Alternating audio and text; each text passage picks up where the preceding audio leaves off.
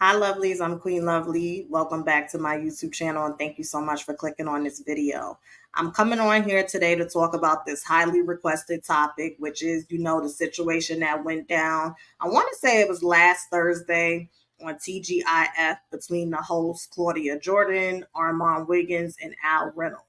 Tasha K, per usual, found a way to get up in this mess, so we're going to talk about that too. And Funky Dineva, who is the former an original part of the trio of TGIF, also has been pulled into it and given his 2 cents. So we have a lot that we're going to talk about today. I have my notes again because, working on doing better and evolving as a content creator. And to that, I want to say this. I really appreciate all of the support and the viewership that y'all have given my most recent video before this one. I know that I am a talented commentator. I know that I am, a talented, intuitive, and creative. I am still not too big, and I don't mind putting my pride and ego aside to say that I really appreciate when I get a massive level of receptivity to my creativity, especially my creativity that is rooted in themes that are here to suggest a betterment and an upliftment of the Black community. And that was my goal with that Jeannie Mai and Jeezy video. I used them because I know they're public figures, polarizing, it's a sensational topic, but I wanted to talk about the more important themes such as healing, self-awareness, self-accountability, domestic violence, the violence we as women from a verbal, emotional, and spiritual sense can inflict on ourselves and other women. And I just really appreciate and I love to see videos such as that do well. I am never surprised when, like my Cardi B ruined hip hop video. I knew that video was going to go viral and I knew it was going to do numbers. I did. I didn't go in with that intention, but the minute I finished recording and then watched it back before letting y'all see it, I knew it was going to do numbers because that's the time that we're living in. Mess sells. Even though I have my unmessy way of talking about the mess still sells. But when I see my Jeannie Mai and Jeezy video, not do as much numbers as the Cardi B video, but still do enough to make me feel confident. I appreciate, adore y'all, love y'all, and just thank you. Like really, that's all I can say. Like I just it's when you are constantly putting out and putting out and putting out, and your shit is not only good, but it's of substance, but you don't really get that receptivity back, it can be discouraging, and it can be discouraging to my ego. You understand? Like I'm honest about that, but I try not to let that dictate or stop me from still showing up because I understand my anointings and I also understand the role that I play in y'all lives as y'all do in my life. So I just wanted to say thank you again. And now let's get to the mess because we balance, honey. We learn and then we, be a little messy. Armon. Armon Wiggins, you need to grow up. You need to grow up. You need to grow up. Last Thursday, it was Al Reynolds' birthday. And they always do a roast. They usually will play a reel of your best moments, your funniest moments, maybe even your embarrassing moments, and then they'll do a little roast. And it always came across because I'm gonna be honest, since Armon Wiggins joined TGIF, I don't even watch. And prior to him joining, I had already stopped watching because number one, TGIF did not and does not do a good job with on speaking on topics as they are happening. So there could be a big story that every outlet is talking about. But if the producers hand Claudia out and at the time Funky Dineva a list of stories and that story that everybody wants to hear about is not on that docket, they won't talk about it because at the end of the day, they still have people that they need to answer to.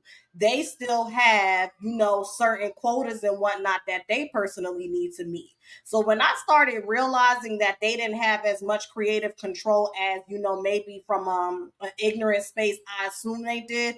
I started to fall back. I was tired of all the Kardashian stories. I was tired of Claudia Jordan always defending the Kardashians. it was becoming very clear that when it came to certain people, Claudia did not know how to be objective. And the only person, in my opinion, per my viewership, that I could really count on to keep it real at all times, whether they get dragged or not, was Funky Dineva. What I appreciated about Al Reynolds is that he is well versed in a multitude of subjects and he is well read. He is well spoken. So I always looked forward to Al Reynolds. I know for some people they may feel like he's a bit too bougie. He could be condescending. He could be dismissive. He may not be the best at being receptive to people's opinions and perspectives. I still personally enjoyed him. But before Armon got on there, I just stopped. Like, I had just stopped watching it. A lot of topics that they would cover, I'm just like, do y'all even care about this shit? It don't seem like it. So why should I care? And I just kept it moving. There have been some clips that have made it into my algorithm, like for example when the Amanda Seales stuff was going on, and I was very intrigued to hear, okay, well, what does TGIF have to say about this? And at that time Armon had already joined the show, so I listened and then went about my business. But there was nothing about that dynamic that I observed during watching that video that made me say, okay, I'm going to go back and continue to listen. You know what I mean? So that's like my relationship as a viewer and observer with TGIF. Now, Armon, there is a time and a place for everything. And something that I've recognized about my generation and the generation that's coming up behind me, which would be Generation Z, is that there is so much propaganda when it comes to pop culture and the representation of American culture within pop culture around lack of conflict resolution, that a lot of people think that what Armon Wiggins did was justified. Now, I am not saying that my opinion or my perspective of the situation is the gospel. I'm just saying, what is your end game goal? I can tell that Armon is regretful about his decision, because even when he went on his YouTube channel last night and tried to quadruple down on it and make it seem like, oh, y'all just don't like me. Y'all are mad that it's not you. Y'all are waiting for me to fail. There wasn't a lot of confidence or even arrogance behind those statements as we have observed in the past, when Armon is a bit more, heels dug in the ground about his stance. When you came at Jason Lee, okay, somebody who is a well-known voice in media, whether you like him or not, he is well connected. And when he has his events and whatnot, he could get Rihanna and Floyd Mayweather and Cardi B and all of these people to show out. When you went on your page and you decided to set his book ablaze and blast him, you did that because you were very confident on the reason why you did it. And then you also had called Cardi B and gotten, I don't want to say her permission, but you made it clear that that's what you was going to do. And clearly she didn't push back. You understand what I'm saying? So we've been observing you long enough to know when you are confident about your actions and when you are regretful about your actions. And it seems like you're regretful about these actions because, again, you're almost 40 years old. You're almost 40 years old.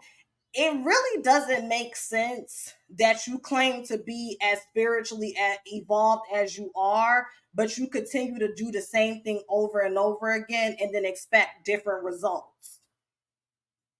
Now, I get it. You got that Gemini thing going on. One minute you want everybody to like you and be your friend, and the next minute you're perfectly fine with standing by yourself. I really do get it as an intuitive astrologer, that ping ponging back and forth between the twins within you that you go through. In addition to that, you're at a point in your life where there's some expectations that's following. You want to be the prince of pop media and gossip. You want to be the king of female hip hop commentary. To be a prince, to be a king, to be of any type of royalty, your actions have to transcend that. It's not about taking these titles for vanity and egotistical reasons. It's about stepping into a title that's divinely for you. So if you truly feel like this is what you're supposed to be doing, you're the best at it, and you can be recognized as the best, there are going to be some times where you're going to have to take a step back and say, do I want to be right or do I want to make it right? Because the same way that you can manifest opportunities to be on TV, manifest employment opportunities that allow for you to do what you love, take care of yourself and your loved ones, but then get up in there and then sabotage it, honey, the crystals, the tarot cards, and the fasting, it's not working. It may work for your 3D reality, but your spiritual reality within is running interference. And this is what I was talking about in my Genie My video. You could go to all the therapy you want, flip all the cards you want, do all the cleanses and fast that you want. But if there isn't any true intention to allow those actions and tools to create permanent change and evolution and ascension opportunities within you, you're always going to be like a hamster on a wheel running in place. You just celebrated your solar return, and this is how you're starting your new year? Tearing down another gay Black man and bringing HR issues to the forefront? That shit was totally childish, and you will never, ever get me to believe that that was the right thing to do. Now, if he has no type of intentions to work in the industry, to network upward and make connections and whatnot, then burn it down if that's what you see fit. Shit, the African proverb, the child who is not embraced by the village will burn it down to feel its warmth. And this is where Tasha K, she did clock your T. You have rejection sensitivity issues that puts you in a space to act impulsively. And then on top of that, you have such an unhealthy relationship with your ego. Instead of just being quiet and allowing people to speculate, you have the nerve to go live and quadruple down on being an unprofessional, because that's what you look like. Every time somebody tries to help you and pull you in, and I'm not saying that Armon is always wrong, because a lot of times, especially in that space of the industry and the entertainment media, people aren't trying to help you. They're trying to help an idea of who they think you are in relation to your submission to their ego. So I catch Armon's drift where it's like, I'm not bowing down to you MFers. In addition to that, do you really want to be known as the person where it's like, I mean, he's talented, he has the look, he has the voice, he has the talent, but he does not have the emotional intelligence to allow that to work for him so that he can progress upward?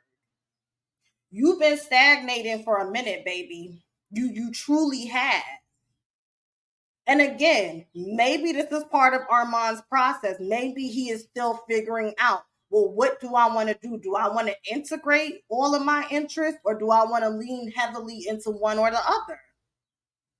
And I think with Armon is, you live for the applause, so you die by the blues. Meaning that when you try to evolve your content and step away from the mess, your ego cannot take the fact that those views fall and that engagement falls. But that's what starting over is all about. You're trying to sidestep a necessity in your growth, and that's why it always finds you at the door. Now, people said that, since he's gotten on the show, Al Reynolds has been very condescending. He's clearly threatened by Armon's presence. I don't watch the show, so I can't speak to it, but I don't think that the people that have shared that with me that watch the show are lying. At the end of the day, Armon, what I would suggest to you is, and you say this all the time, don't let anybody trick you out your spot, baby. Now, sometimes God will let us burn bridges because he wants us to be rerouted, and he wants to make sure that we don't cross paths with certain entities that's running interference with the blessings he has for us. So sometimes some bridges need to be burned. You understand? But again, the child who is not embraced by the village will burn it down to feel its warmth. But what happens when you keep burning down these villages that you very much so want to be a part of? I think it's time to take a step back and be a bit more introspective. Not the, oh, y'all just don't like me and da da da da. It's like, I don't think that's what it is at all. You're right. You're not that much of a likable person, but it's not from a space of like everybody's wrong and you're right. And see, it's interesting because people like to talk shit about Tasha K. Y'all already know what I'm about to say. At least she's consistently who the F she is. Because Armon, you was the main one. Oh, y'all, Tasha K is infamous. You know, they laugh. She's a joke. This, that, and the third, da da da da da, and boom, boom, boom. But then you was on the phone behind the scenes asking for her advice and asking what she thought about your interviews. You need to learn how to be honest with yourself. If you were more honest with yourself about who you were, and if you would stop attacking and scapegoating people like Tasha K who are upfront about who they are to hide what who you truly are in the shadows, then maybe it would be better. If you're gonna be the bad guy, then just be the bad guy. This is the same thing I say about Cardi and the same thing I say about Nicki. You can't tell people who are observing you be a dickhead that you're an angel and you're just this sweet person and everybody started it and you finished it when we're literally watching you initiate chaos. You can't do that because now people feel like you're playing on their intelligence.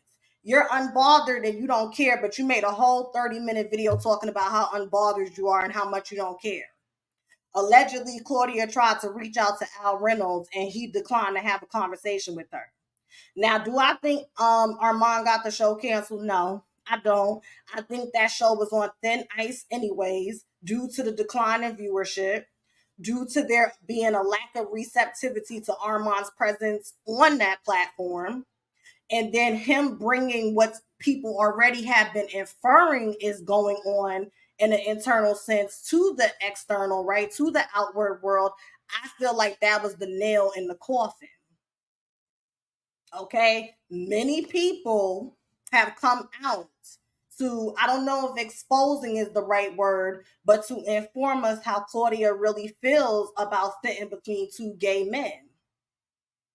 And I do believe it because she has been very vocal about how she feels in relation to the protection and, you know, the tiptoeing that she feels have to happen when it comes to the LGBTQ plus community and those topics being discussed.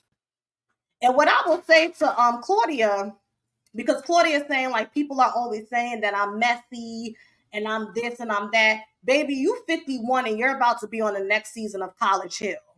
You're messy. I don't think Claudia is a bad person. I don't think that she's unworthy or like a shit person, but you are messy. If you're in your 50s still doing reality television on BET, you're messy. Look to your peers that's in the same age group. I don't see Nia Long and Regina Hall and them on reality television. Hell, even Mega Good. They're in their respectful career fields doing what women of their age do. You the one running around here playing in kid topics, and then you're wondering why this childish shit always finds you because look what you're associated with. That and it's very similar. That's why people don't like you. It's the same, the same thing with that Kathy White situation. When I used to watch TGIF daily, you would bring up the fact and say, my friend Kathy White, and you would bring up Jay-Z. But now that everything that came from under the carpet in your name, now you want to, I'm suing people for defamation and all types of stuff. You did say that woman was your friend. You would bring her up several times unannounced. Like that shit is just crazy how y'all will really try to gaslight the viewers that we're not seeing and hearing what you're doing and saying. You're mad because these narratives as if you didn't tell Armon that information. How the hell would Armon know that information if you didn't tell him? Who told him that information? Armon hasn't even been there for a full year yet. Now, Armon is almost 40. Can't nobody force him to do anything. But people can observe that you're a mark, and they could leave breadcrumbs and know exactly what the hell you'll do with it. It kind of reminds me of that situation on Basketball Wives when Jennifer said, I gave you that information talking to Malaysia about Evelyn Lozada and Tammy Roman. I gave y'all that information so that you can do what you wanted with it. No, you gave me that information in hopes that I could do what you want me to do with it, which is start some mess. So that's it. Like, I don't really have much to say about it. I just see a bunch of people over the age of 35 that are fortunate enough to make tons of money in this shitty ass economy where plenty of people are out of jobs doing the bare minimum. And because they lack so much gratitude, they allow the petty bullshit to pretty much eclipse the whole blessing. That's all I see. That's all I see. It's just, Armand, you got to take a step back, baby. You got to grow up, especially if you do want to have spirituality to fall back on. Nobody in their right mind will book a reading with you after you just behave that way. How can you advise anybody if you can barely advise yourself to say, I'm going to set a boundary? I'm gonna make it very clear that this person has behaving and saying these things and I don't like it, but I'm not gonna allow my feelings to become the facts of my life in a sense to where you just did all of that and now the show is on a hiatus and we don't even know if when the show comes back you will be a part of it. And again, rejection is God's protection. Maybe you do prefer it this way because you have some other things going on. There was still a better way to do that. That doesn't have you out here looking like the cause of a beloved show going downhill. Even if you aren't the cause. Oh my God, this goddamn bug. Hold on. Gotta pause. Gotta pause. I'm probably gonna edit that out. But there was a bug that flew in here. But yeah, it's like so hot. It's like 95 degrees. The point that I'm making is even if you aren't the reason why the show is on a hiatus, on a break, or gets canceled, the fact that it happened after you joined, that's something that's going to follow you until you create a new timeline for yourself with new behavior. And on that note, hit the thumbs up, comment below if you would like to book a spiritual advising session. Information for that is pinned in the comments as well as the description box. And have a great day and stay cool because it's hot as a motherfucker.